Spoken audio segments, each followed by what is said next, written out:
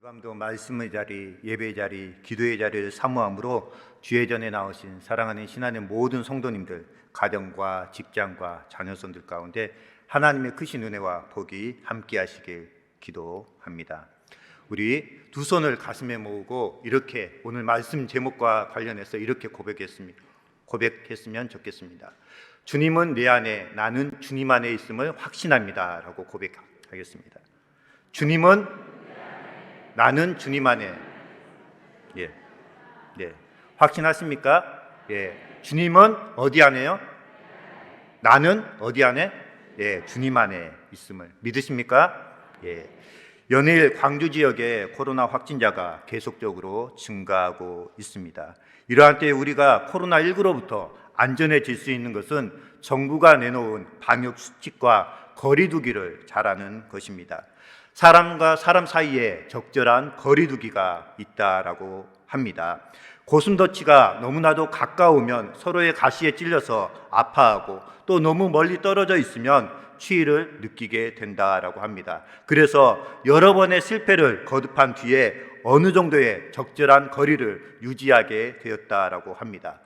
부부 사이는 촌수가 없는 무촌입니다. 전에 싸이월드라는 미니 홈피가 있었습니다. 그래서 나와 친한 사람하고는 일촌을 맺었습니다. 그래서 나와 친하지 않으면 일촌을 맺어주지 않습니다. 자녀와 나의 관계는 몇 촌일까요? 자녀와 나의 관계 4촌이요? 1촌이죠. 자, 그리고 친척과 나와의 관계는 4촌지간이라고 합니다.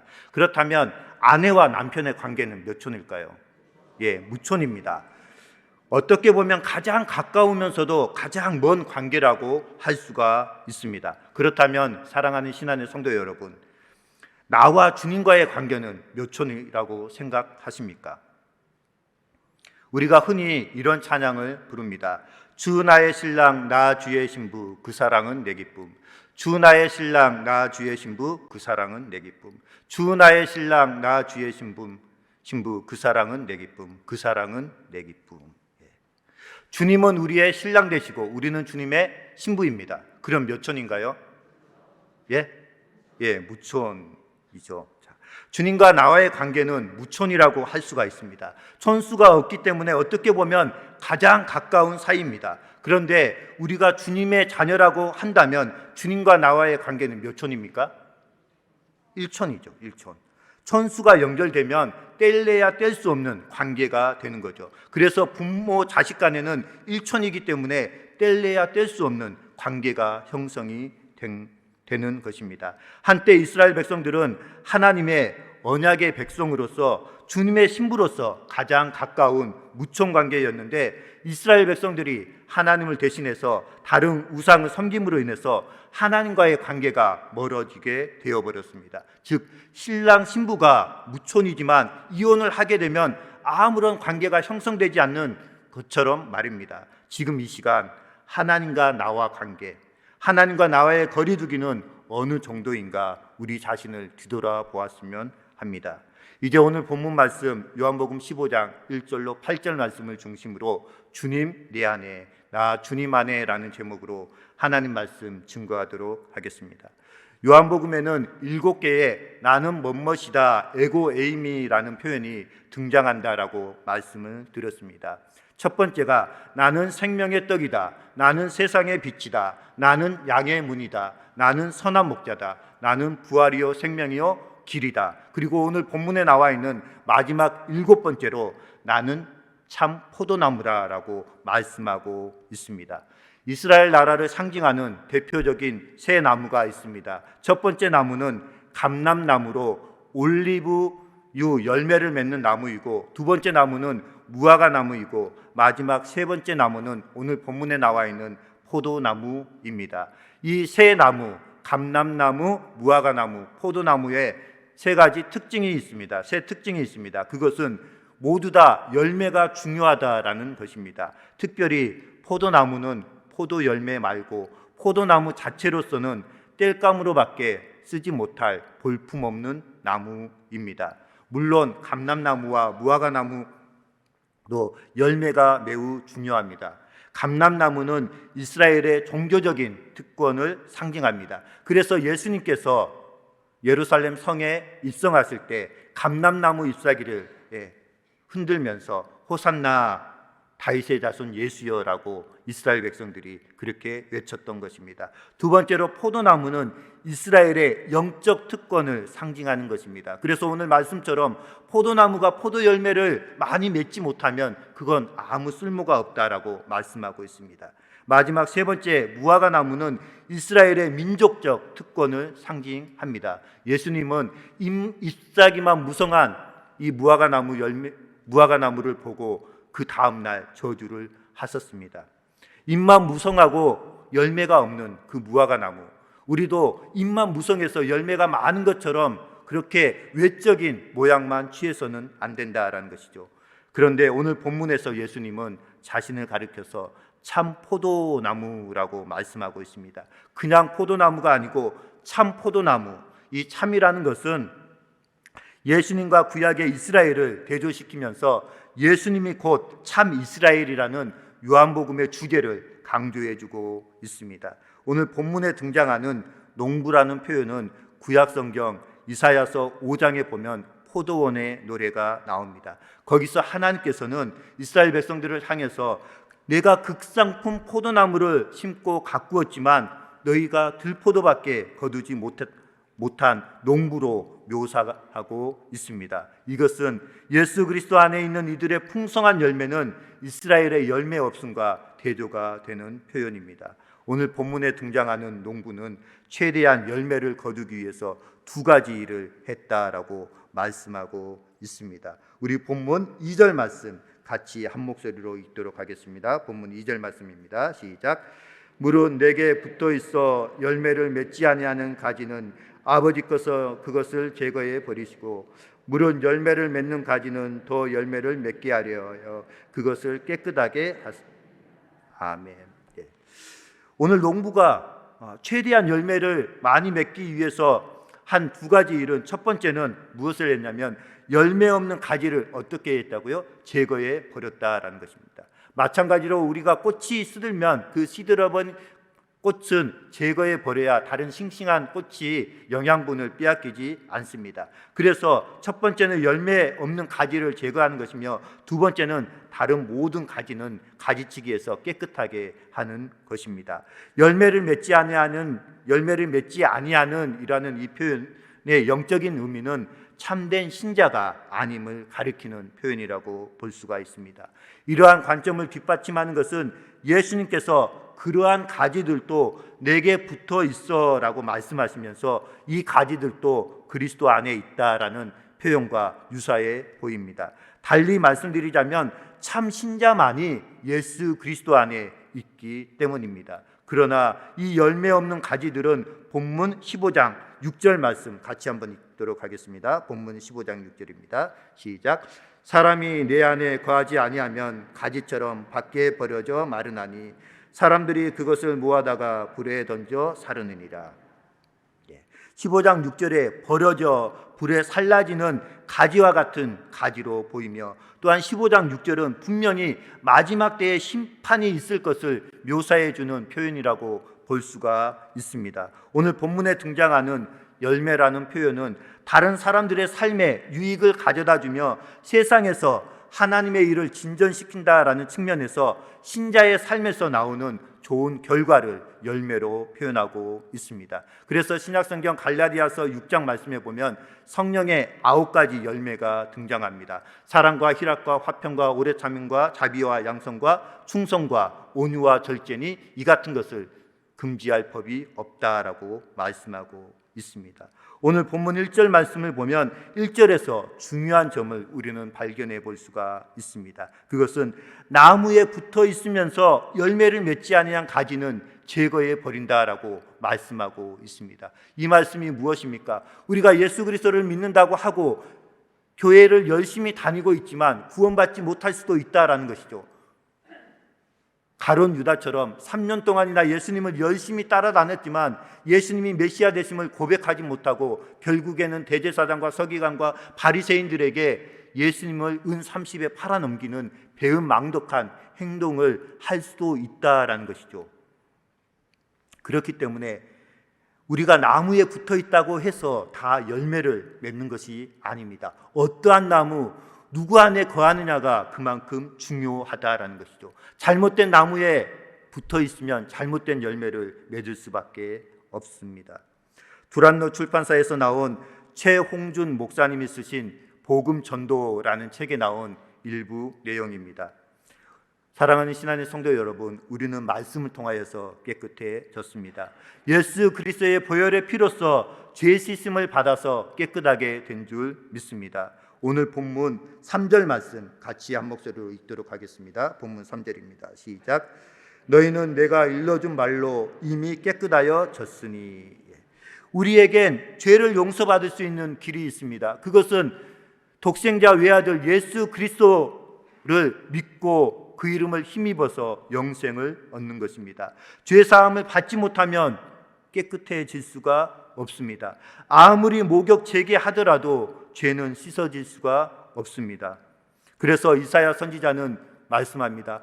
너희 죄가 주홍 같을지라도 흰눈과 같이 희어질 것이요 진홍같이 붉을지라도 양털과 같이 희어지게 될 것이다 라고 말씀하고 있습니다. 세상에는 많은 종교가 있습니다. 각 종교는 절대 선에 이르기 위해서 참선을 하거나 도를 닦거나 고행을 합니다. 그러면서 그들은 나는 아무것도 아니구나 하는 것을 깨닫게 됩니다. 그러나 이것은 깨끗함을 입는 것이 아닙니다. 아무리 내가 참선을 하고 고행을 한다라고 할지라도 아담의 후손인 우리의 원죄를 깨끗하게 할 수는 없다라는 사실입니다. 사랑하는 신안의 성도 여러분, 깨끗함을 받지 못하면 열매가 없습니다. 죄사함을 받고 거기서부터 새롭게 되어야 참된 열매를 맺게 되는 줄 믿습니다. 그렇습니다. 그런 의미로 볼 때 우리는 예수 그리스도 안에 있어야 하는 줄 믿습니다. 참 포도나무 대신 예수 그리스도께 붙어 있어야 많은 열매를 맺을 수 있다라고 오늘 본문은 말씀하고 있습니다. 이와 관련해서 사도 바울은 신약성경 고린도후서 5장 17절에서 다음과 같이 말씀합니다. 그런즉 누구든지 그리스도 안에 있으면 새로운 피조물이라 이전 것은 지나갔으니 보라 새 것이 되었도다. 그렇습니다. 그리스도 안에 있으면 새로운 피조물이지만 그리스도 밖에 있으면 새로운 피조물이 아니고 여전히 우리의 삶은 세상적이고 육신적인 것에 우리의 소망을 두고 옛사람처럼 습관처럼 살아가게 된다라는 것입니다. 사랑하는 성도 여러분, 왜 교회가 새가족반이나 제자반이니 하면서 성도들에게 말씀을 가르치는 것일까요? 바로 성도들이 말씀과 접촉해서 깨끗함을 받아야 하기 때문에 그들에게 말씀을 가르치는 것입니다. 또한 그래야 많은 열매를 풍성하게 맺을 수 있기 때문입니다. 하나님의 말씀의 맛을 알아가게 되기까지는 누구에게나 힘든 역경의 시간, 고난의 시간이 있습니다. 왜냐하면 모든 것이 익숙하고 습관화되어 있지 않기 때문입니다. 말씀과 기도하는 것이 습관이 되기까지 결코 쉽지가 않습니다. 어릴 때부터 목욕을 시켜온 아이들은 물을 두려워하지 않고 목욕하는 것을 즐거워합니다. 옛날 사람들은 추석이나 명절에 한 번 목욕을 했습니다. 명절에 한 번 때를 벗기는 것을 그렇게 싫어했습니다. 즐거움이 아니라 곤욕의 시간이었습니다. 바로 왜 그렇습니까? 습관이 되어 있지 않았기 때문입니다. 그러나 무엇이든지 습관이 되면 즐거움이 있습니다. 하나님의 말씀을 통해서 우리는 계속해서 깨끗함을 입어야 합니다. 하지만 그렇게 되기까지의 과정은 힘들 수밖에 없습니다. 말씀과 접촉하는 것이 우리의 즐거움과 기쁨이 되어야 하는 줄 믿습니다. 왜냐하면 그로 말미암아 많은 과실을 맺을 수 있기 때문입니다. 사랑하는 신안의 성도 여러분, 예수님은 우리에게 늘 새로운 기회를 주시는 분이십니다. 우리가 예수님 안에 거할 때 우리는 새로운 존재가 되고 많은 풍성한 열매를 맺게 되는 줄 믿습니다. 이제 좀 더 구체적으로 오늘 본문 말씀을 통하여서 주님이 내 안에, 내가 주님 안에 거하게 될 때 어떠한 삶의 유익이 있는지, 우리에게 있는지 크게 세 가지로 말씀을 드릴까 합니다. 첫 번째로 예수님은 참 포도나무, 참 이스라엘이 되신다라고 말씀하고 있습니다. 하나님께서는 불순종한 이스라엘 백성들을 향해서 종종 열매 없는 포도나무에 비유하셨습니다. 예레미야 2장 21절 말씀입니다. 제가 봉독해 드리겠습니다. 내가 너를 순전한 참 종자 곧 귀한 포도나무로 심었거늘 내게 대하여 이방 포도나무의 악한 가지가 됨은 어찌 됨이냐. 그렇습니다. 유대인들은 자신들이 선택받았다라고 생각했지만 정작 참 믿음 가운데 거하지 못하고 타락하였습니다. 예수님은 자신을 참 포도나무라고 말씀을 하셨습니다. 하나님의 뜻에 순종하는 참 이스라엘로 이 땅에 오셨다라는 사실입니다. 그래서 나무를 통해서 가지가 뻗어나가듯이 새 이스라엘 백성으로 상징되는 참 믿음의 사람은 예수님을 통해서 열매를 맺게 되는 줄 믿습니다. 사랑하는 신안의 성도 여러분, 예수님 안에는 늘 새로운 기회가 있습니다. 그래서 우리가 고착화된 현실에서 안 된다고 낙심하고 절망할 때 예수님은 우리에게 새로운 기회를 주시고 새로운 길을 열어 주십니다.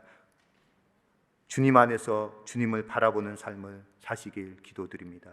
두 번째로는 예수님 안에 거해야 많은 열매를 맺을 수 있다라고 말씀하고 있습니다. 우리 본문 5절 말씀 같이 한번 읽도록 하겠습니다. 본문 5절입니다. 시작.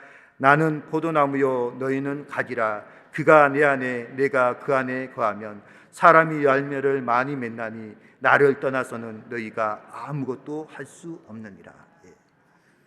예수 그리스도를 떠나서는, 하나님을 떠나서는 오늘 본문 말씀에 의하면 아무것도 할 수 없다라고 말씀하고 있습니다. 반대로 우리가 예수님 안에, 예수님이 내 안에 거하면 사람이 열매를 많이 맺게 된다라고 말씀하고 있습니다. 이 자리에 앉아있는 사랑하는 신안의 성도님들, 예수님 안에 거하고 계십니까? 또 예수님이 우리 안에 거하고 계십니까? 그렇다면, 이 사실을 확실히 믿는다면 사랑하는 신안의 모든 성도님들은 많은 풍성한 열매를 맺게 될 수 있는 줄 믿습니다. 자신을 참 포도나무라고 말씀하신 예수님은 우리를 향해서 가지라라고 말씀하고 있습니다. 우리가 예수님 안에 거할 때에만 열매를 맺을 수 있다라고 예수님께서는 강조하셨습니다. 포도나무의 가지가 아무리 실해도 일단 나무에서 잠시 견디는 것 같아도 결국 말라버려 불에 던져지게 됩니다. 마찬가지로 우리가 가진 재물, 지식, 경험이 참으로 대단하다라고 할지라도 주님과 떨어져 있으면 금방 말라 비틀어져 열매 없이 불타게 되어버릴 것입니다. 그래서 이사야 선지자는 이사야 40장 8절 말씀에서 다음과 같이 말씀합니다. 풀은 마르고 꽃은 시드나 우리 하나님의 말씀은 영원히 서리라 하라. 그렇습니다. 나무에서 꺾인 가지나 나무에서 달려지고 붙어있지 않는 가지는 금방 말라 비틀어져 버립니다. 그리스도에게서 떠나고 주님 안에 거하지 못한 우리의 삶도 마찬가지일 것입니다. 그러나 우리 하나님의 말씀은 영원히 선다라는 것은 하나님은 영원 불변하신 분이시기 때문에 그분 안에 거하는 우리 또한 영원히 서게 되는 줄 믿습니다. 사랑하는 신안의 성도 여러분, 참 신앙은 바로 이러한 영적인 진리를 깨닫고 인정하며 사는 신앙이 올바른 신앙입니다. 동시에 자신의 한계 속에서도 예수님을 붙잡으며 놀라운 생명력이 흐르고 자연스럽게 열매를 맺게 된다는 이 영적인 비밀을 깨닫는 사람이 참된 신앙인이라고 할 수가 있습니다. 이 인생의 진리와 비밀을 깨달아 가시는 참된 신안의 성도님들 되시길 주님의 이름으로 축복드립니다. 5절에서 나를 떠나서는 너희가 아무것도 할 수 없습니다 라는 말씀의 의미는 이것은 전혀 아무것도 할 수 없다라는 뜻이 아닙니다. 불신자들은 당연히 그리스도와 관계없이 자신의 일상적인 삶을 지속할 수 있기 때문입니다. 더 정확하게 말씀드리자면 이것은 영원한 가치를 지는 일을 아무것도 할 수 없거나 영적인 열매를 맺을 수 없다라는 의미입니다. 6절에서 예수님 안에 거하지 아니하는 사람은 그리스도에 대한 개인적인 믿음이 없는 불신자입니다. 자들을 의미합니다. 이 구절은 구약성경 에스겔서 15장 1절에서 8절을 상기시키면서 거기서는 열매 맺지 못하는 포도나무는 땔감 외에는 아무짝에도 쓸모가 없음을 말씀하고 있습니다. 세 번째로는 말씀을 붙잡고 살며 소망하게 된 것을 기도로 이어나가야 한다라는 것이죠. 예수님 안에 거하는 삶은 절대로 추상적인 것이 아닙니다.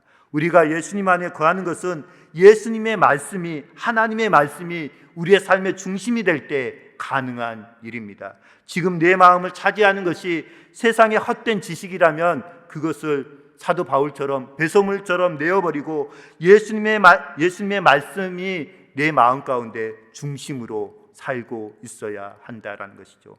우리가 예수님 안에 거한다면 예수님의 말씀이 우리의 삶의 기도로 이어지게 되는 줄 믿습니다.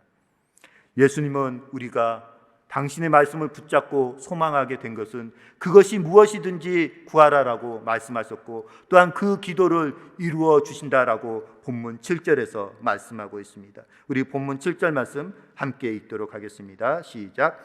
너희가 내 안에 거하고 내 말이 너희 안에 거하면 무엇이든지 원하는 대로 구하라. 그리하면 이루리라.